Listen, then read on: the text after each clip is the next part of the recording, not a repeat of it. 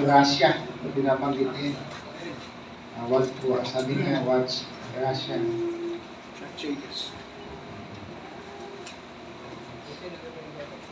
Sa Laodicean Church age, o pa-class po dyan.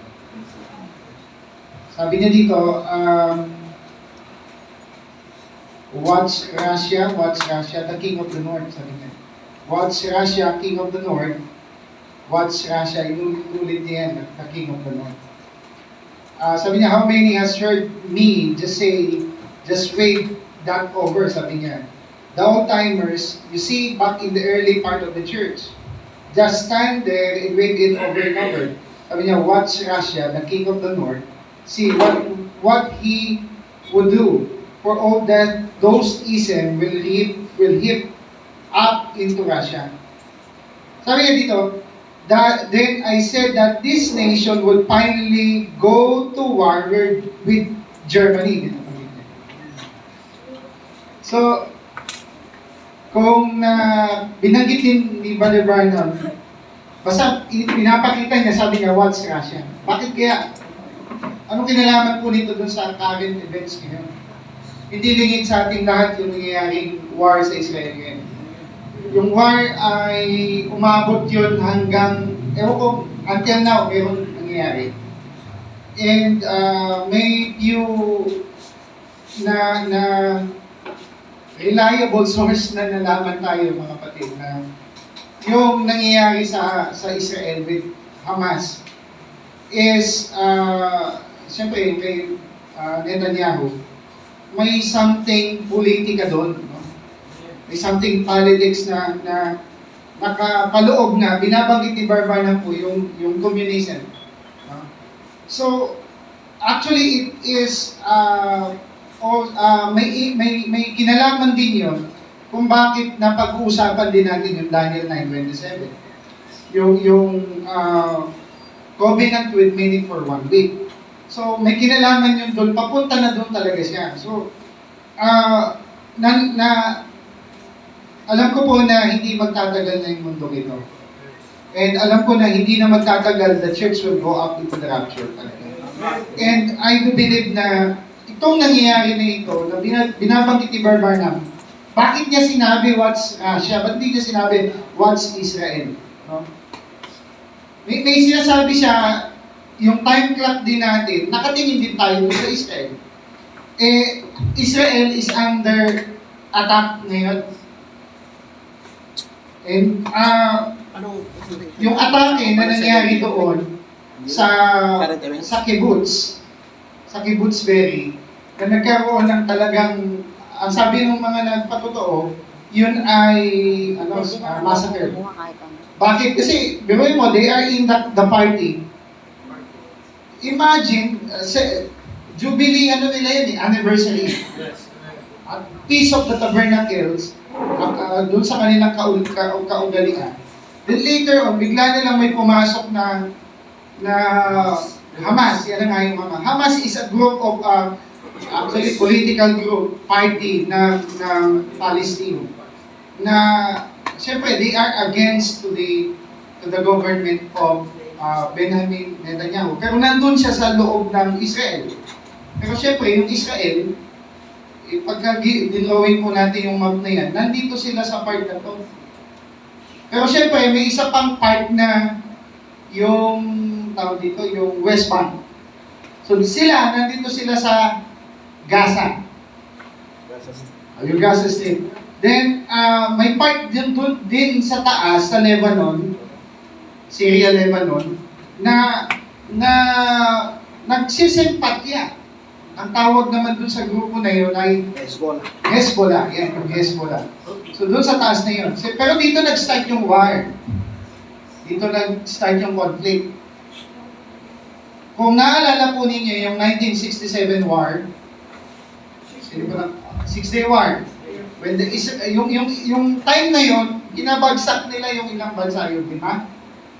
Anim na bansa na, siyempre, Egypt, kasama yung Egypt, Jordan, yung bandang Golan Heights, ano naman yan? Sila nga yung Syria. 6-day war. So, yung time na yun, pinakita pa rin ng Diyos na bayan niya yung Israel. Pero nowadays, bakit nagkaroon ng ganong sistema? Bakit hindi nila nalaman na bigla na lang papasok sa Gaza at doon sa kibbutz na yun, bigla na lang hinagisa ng bomba tapos pinagbabaril ng mga tao. Remember, ang tanong ko po ay ganito. Lahat ba ng Israelites, ang mga Jew, are Jew? No. So, ang Jewish, meron siyang mga parties din. Merong political Jew. Merong, ang tawag doon, religious Jew. Orthodox. Yan yung mga, merong, tawag dito yung, makamasa lang, yung makabansa. Militant? Nalimutan ko yung tawag sa kanila. They are, hindi ko alam yung tawag ko. Pero ilang party meron yan. And ang sabi doon sa isang recent source, bakit hindi alam ni Benjamin Netanyahu na may pumasok? Wala bang nagpapatrolya during the anniversary nila?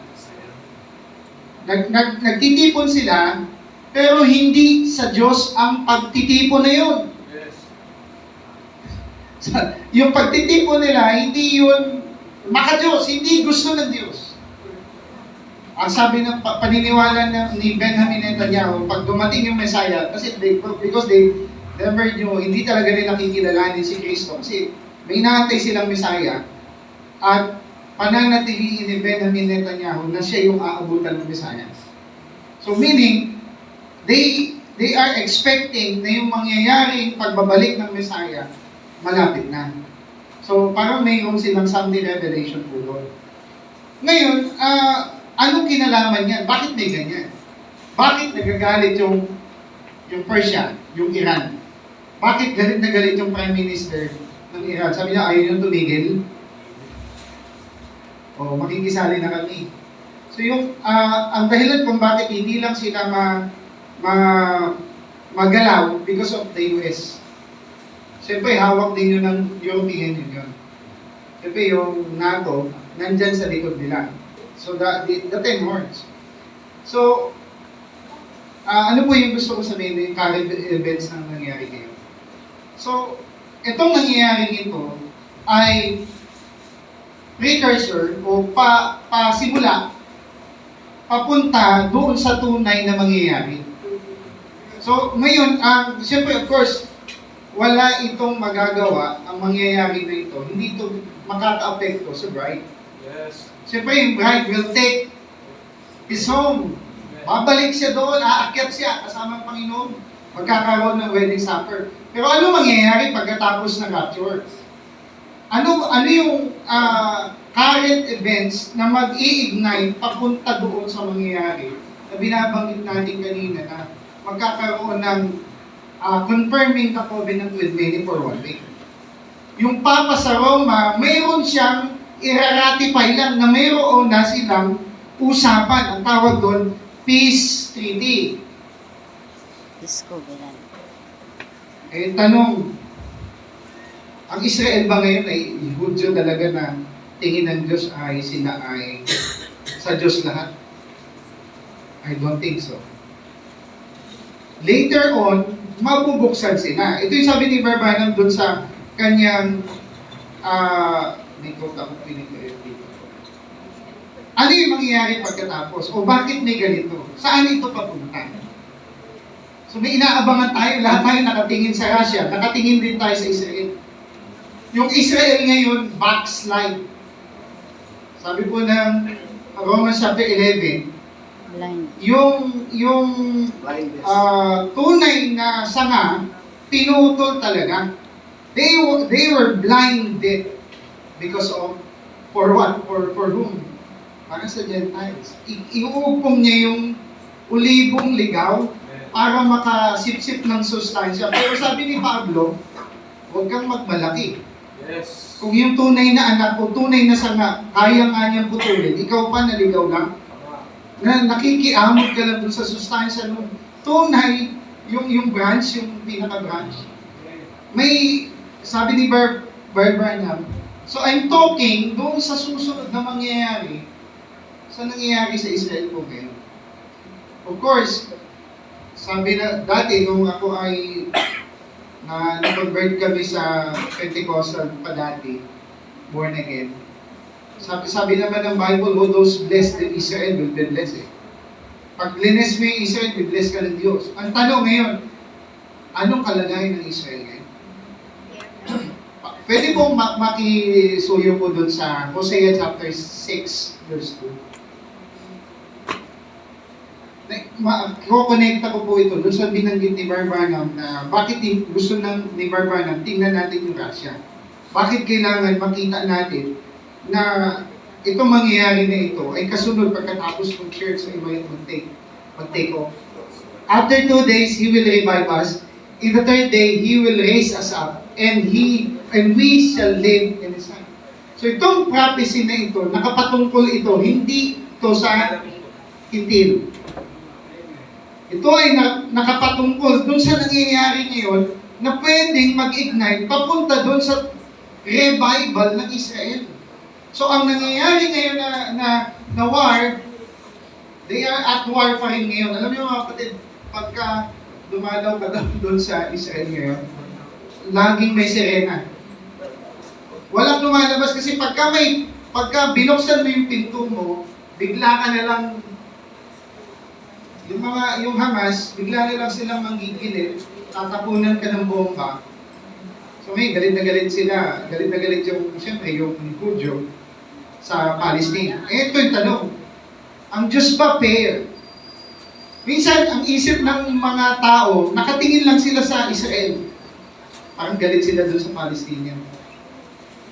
May believer kaya na Palestine?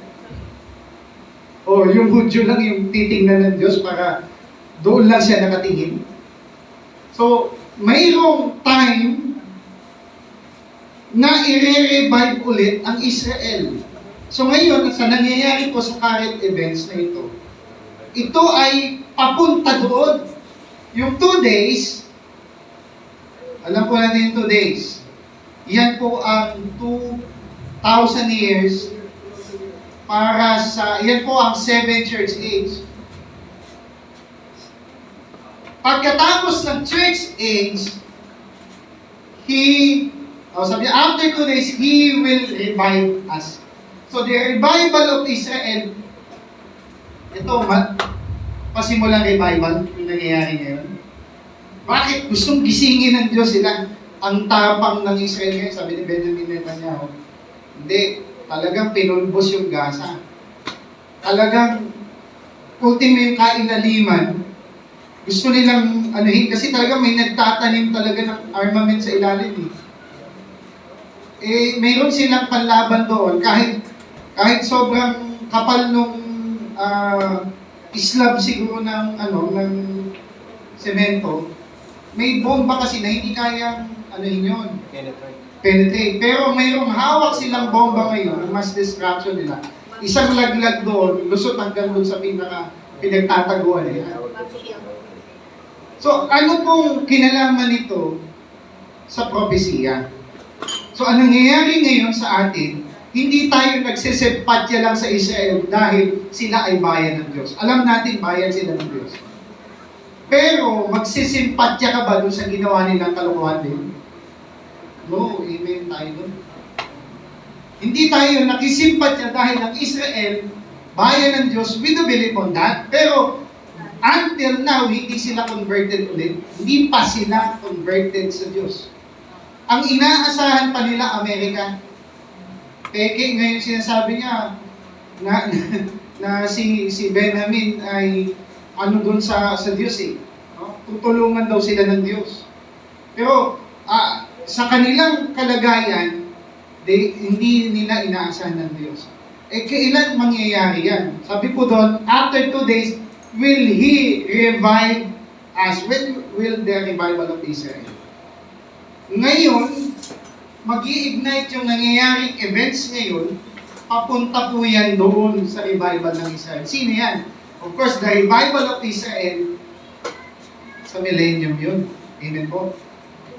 Doon talaga revive ang Israel. The 144,000, the Revelation 12 woman, the nation of Israel. Pagka binasa po natin doon sa Romans chapter 11, sabi po doon sa 25. Ayan po. For I would not, brethren, that we should not, or ye should not be ignorant of this mystery. Mystery din pala yun. Ano po yung mystery na yun? Mystery ng sa Israel yun. Lest ye should be wise in your own concept, that blindness, ito yung mystery, that blindness in part is happened to Israel. Mystery din pala yun na parang sinadya talaga ng Diyos na mabulag sila. Until the fullness of the... Para sa itin. Napakabuti ng Diyos para po sa atin. So ito po nangyayari na ito. Papunta doon na sila later on bubuksan ng Diyos. Sabi ni Barbanam, ano po yung susunod na mangyayari? May mangyayari, may binanggit si Barbanam, may digmaan na mangyayari na mag-i-ignite para itayo yung third temple. Hindi ko po alam kung may binanggit si Barbanam to regarding third temple, pero alam ko meron. Meron siyang sinabi niyan. Pero may word din siyang sinabi. Ang sinabing word, ito po yung sinabi niya, the Ezekiel 38, 39 word. Ang term ng propeta dito, may word siyang sinabi. Ito po sabi niya, now, if you will notice, the Ezekiel 38 and 39 deals with the Gog and Magog, which is Russia. So bakit tingnan niyo po sa events ngayon, sa nangyayari ngayon, nagagalit si Vladimir Putin. Nagagalit yung ng Iran. So, sino pa? Nandyan pa yung Turkey, nandyan pa yung Armenia, nandyan pa yung Libya. Yung Libya. So pagka binasa po natin yung prophecy regarding Ezekiel 38, chapter 38, doon mo mababasa na yung Turkey. si Gog at si Magog, sabi doon, ay lalagyan ng Diyos ng book at dadalhin niya sa Israel yun. Ano kinalaman ng nangyayaring events ngayon? Sabi ni Barbanam, it deals with the Gog and Magog, which is Russia, the North country. Now, I do not say this is correct, binabanggit ni Barbanam, but to my way of teaching it, that it comes to pass after the rapture. So, mangyayari yung bagay na to pagkatapos ng rapture. So, mga kapatid, sabi ng Biblia, sa huling panahon, may mangyayaring impluensya ng sanlibutan. So, ano po nangyayari ngayon? Yung mga kabataan ngayon, matigas ang ulo, sumasagot sa magulang, hindi nakikinig sa mga magulang. Sabi po ng Bible, may first, 2 Timothy chapter 3. Pwede po ba paki-class po yan? Itong nangyayari sa atin, sa gitna natin, may problema. Sabi ni Barbanam, it is not because of the juvenile delinquency. It is because of parental delinquency. Amen. So hindi ito kasalanan per se ng bata. Kasalanan ng magulang yan. So bakit kaya nagkaganon? Kasi walang training sa anak. Tuturuan mo yan ako, anak, sama ka sa akin sa church. Dali mo yung Bible. Ngayon, hindi na ganun eh. Pag niyaya mo yung anak mo, busy ako pa. Busy ako nga. Saan sila ngayon? Nasaan sila ngayon? Ito po sabi niya, this know also that in the days, last days, perilous time shall come. Yung perilous time ngayon yan, we are in the last of the last days. For men shall be lovers of their own selves. Hindi po ba ngayon ang mga kabataan ay tawag doon, na hybrid na? Nagpapakulay ng buhok, nagsushort, naggugupit. Pagdating doon sa church, ganun ang itsura, bentahe. Napunta na sila sa ganyan. So yung nangyayari ngayon, dahil yung mga kabataan ngayon, yan po ay nakasulat talaga na mangyayari. So ngayon, yung iba, ano nangyayari? Yung lover of their own selves, they love themselves. Anong nangyayari ngayon? Sa mga kabataan. Hindi lang kabataan, kahit yung mga taong iniiba na nila yung kanilang itsura. So kung po sa Thailand, mabilis baguhin yung mukha. Yung opera.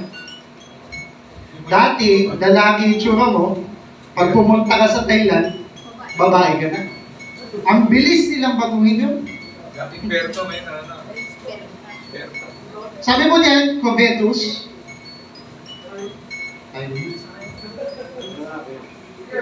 Pastor, hindi ba kaya 20 minutes? Extension. O extend, Pastor. 20 yata din ako, 20% ko. 20 yan, Pastor. Pero ako lang. Ito mo siya. Proud, blasphemers, sabi niya, disobedience to the parents. Meron ba kayong anak na matigas ang ulo? Meron din ako eh. Bakit kaya matigas ang ulo niyan? Eh, since birth, believers naman tayo. Since birth, kasama mo sa church. Yes. Ang problema, pagdating nung siya binata na ayaw na sa church. Bakit kaya may sanlibutan sa school, sa trabaho, doon din sa church? Kapwa believer, nag-EML, nagti-TikTok, nagpo-post tayo sa timeline niya kung ano-ano.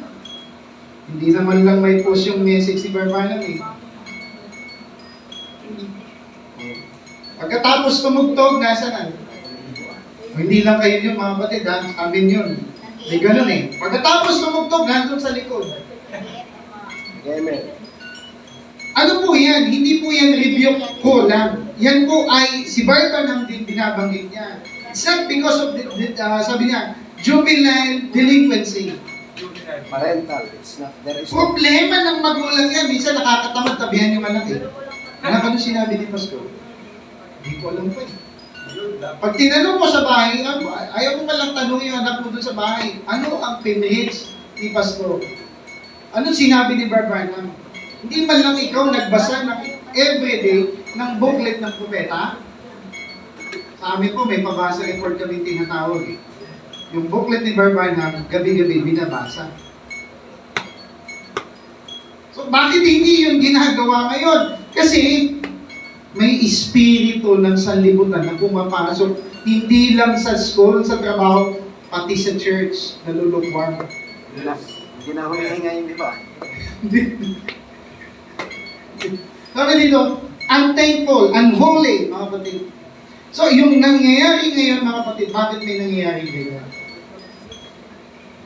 Papunta na po tayo dun sa we're coming unto the end.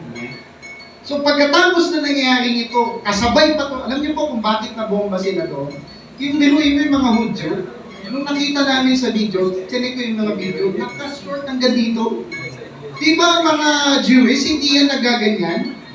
Di ba mahaba po yan? Tapos nakapeno yan, yung mga religious group, yung isang talagang nilabanan nung atay, yung asawa niya nakaayos eh. Eh ngayon yung, minsan umiigli hanggang dito yung paldaw. Ayan tayo yan. Diretso po natin dito. Pastor, pasensya ka na po. Mag-i-extend pa ako. Okay lang po ba? Nagagalit na yung timer eh. Kasi basta, sige po. Without natural affection, truth breakers, false accuser, incontinent. Hindi ko po sinasabi ito para makapasaktan po kayo mga kapatid. Hindi po. Sa church namin may problema din kami ganyan. So anong problema na nangyayari ngayon? Hindi yan madadaan lang sa prayer and fasting. Kailangan gawin natin, talagang tayo mismong magulang, tutukan natin yung anak natin. Yes. Lagyan natin, at sabi ng Ephesians chapter 6 verse 4, with us nurture and admonition unto the Lord. Eh minsan, di na natin sineshare yung anak natin eh. Ang gusto lang natin kasi yung kapwa-ministro natin. Tinatamaan din po ako doon eh. Minsan parang, anak, hindi mo pa alam yung 7 seals? Hindi mo siya tinutukan, ngayon sisisihin mo siya, ba't ka nagkaganyan ha? Ang sabi ni Freddy Abilang.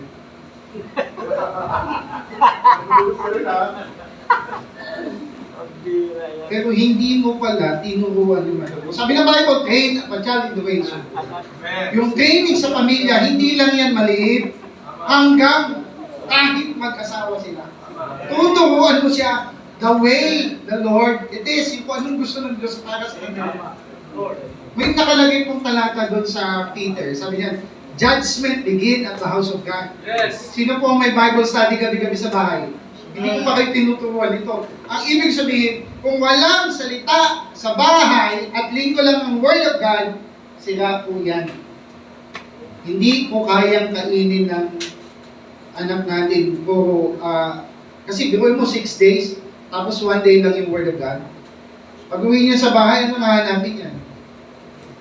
O pag nasa school siya, nasa trabaho siya, kasunod niya, tapos linggo lang yung Word of God niya maririnig. Hindi ko po kayo tinuturo kasi you are man of God, alam niyo dapat yan. So, ang salita ng Diyos dapat nasa bahay yan. At ang nagsisyan yan, magulang. At later on, yung anak mo dapat maturuan mo na siya na rin yung papalit sa iyo. Lalo na kung lalaki. Kaya sabi mo diyan, yung sa verse 1, nandun na tayo sa sa dulo na perilous time shall come. Ngayon na yan. So yung nangyayari ngayon na ito, salamin ito na may battle din sa atin. Whether we like it or not, may battle sa personal mo. May battle minsan kayo mag-asawa. Nagsisharing ba kayo mag-asawa? Ayun na mag-asawa. Tulog na tayo. May ministry pa kami bukas. So, huwag na natin pag-usapan yung Word of God.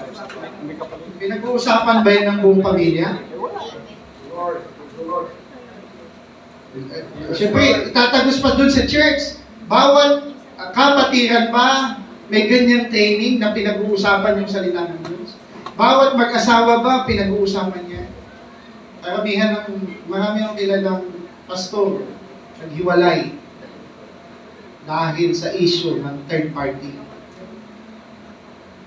Dahil sa issue na yung anak, bumitaw na lang dahil sa issue yung anak, nagkamali, nagkasala, nagbago ng natural affection, hindi na lang nagpastor yung tatay. Paano gagawin yan? Magra-rapture na. So, mga kapatid, yung current events ngayon, na gusto po natin ipaliwanag ngayon dito. Ito po ay mahalaga sa panahon natin ngayon kasi malalaman natin anong kalagayan natin ngayon. Sabi ni Barbalang sa booklet niya, yung tawag doon, sabi niya, yung buhay mo ba ay maayos doon sa gospel ng Panginoon? Are you worthy? Are you worthy of the gospel? Is your life worthy? Is your life worthy? Sabi po nung 1 Corinthians 13, although you know all the misery. Yes. Kahit yung buhay mo, sunugin mo, bigay mo pa sa kapatid mo. Pero yung love, hindi yun pwedeng masira, hindi vain sa Diyos. Ano yung love na yun? Love of the truth. Correct. Berean spirit. Spirito ng pagkaberean dun sa kanyang salita na never niya iiiwanan yung mensahe na kanya. Mga kapatid, yun lamang po ang